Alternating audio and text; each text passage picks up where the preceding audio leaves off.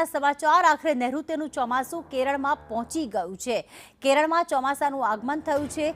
એક સપ્તાહ એટલે કે 8 દિવસ પહેલા ચોમાસું કેરળ પહોંચ્યું છે। છેલ્લા 16 વર્ષમાં ભારતમાં સૌથી વહેલું ચોમાસું આવ્યું છે, કારણ કે વર્ષ 2009માં 23 મેના રોજ ચોમાસું કેરળ પહોંચ્યું હતું।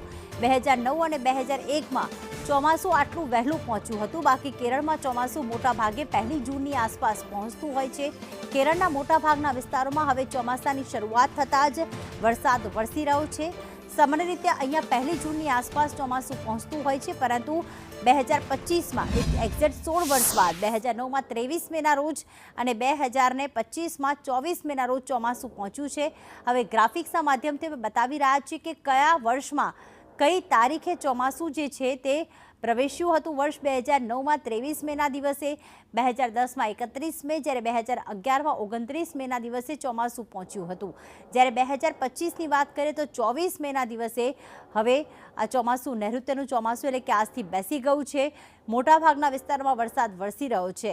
આ વખતે આમ તો 27 મેના રોજ પહેલાં IMDજીએ આગાહી કરી હતી કે 27 મેના રોજ ચોમાસું કેરળ પહોંચશે, એટલે કે 4 થી 5 દિવસ વહેલા પહોંચશે, पर 24 મેના દિવસે પહોંચી ગયું છે આજના દિવસે, જેના કારણે 8 દિવસ નૈઋત્યનું ચોમાસું કેરળ વહેલું પહોંચી ગયું છે। કેરળમાં વહેલું ચોમાસું બેસતા હવે મહારાષ્ટ્ર અને ગુજરાતમાં પણ ચોમાસું વહેલું આવી શકે છે।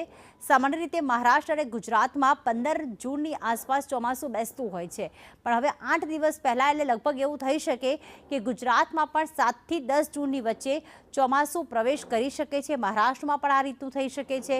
આમ પણ જોવા જઈએ તો અત્યારે પ્રી મોન્સૂન એક્ટિવિટી કહો કે વાવાઝોડાની અસર કહો, ગુજરાત અને મહારાષ્ટ્રના પણ મોટાભાગના જિલ્લામાં અત્યારે વરસાદી માહોલ જામેલો જ છે, અને ગુજરાતમાં પણ દક્ષિણ સૌરાષ્ટ્ર અને દક્ષિણ ગુજરાતમાં તો વરસાદ વરસી જ રહ્યો છે।